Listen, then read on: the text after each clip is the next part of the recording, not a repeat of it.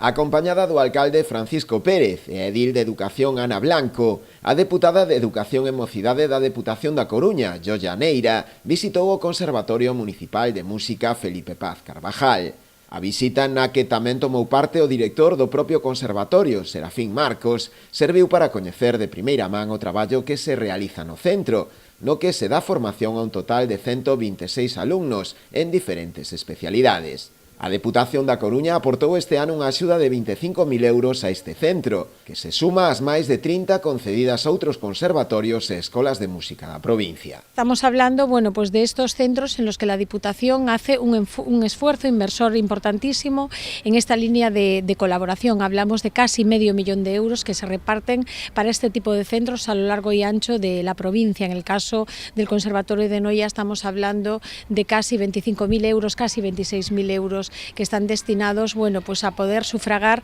estos gastos que además son importantísimos para un ayuntamiento como puede ser este y como pueden ser los ayuntamientos que existen en la provincia. Hablamos además de un conservatorio, me estaba comentando también el director, ¿no?, con un número importantísimo de especialidades en cuanto a la formación musical. Estamos hablando de más de 125 alumnos y por lo tanto estamos hablando de que la Diputación tiene que ir acompañando a los ayuntamientos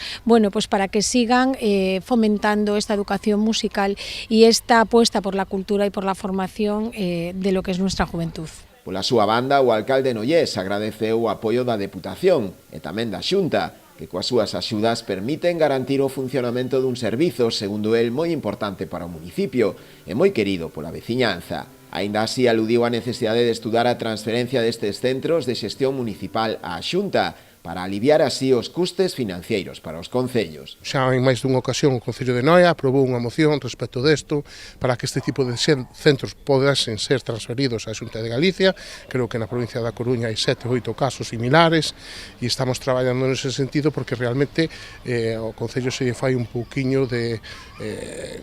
esforzo importante manter o servicio e incluso creo que o servicio debería mellorar, debería ter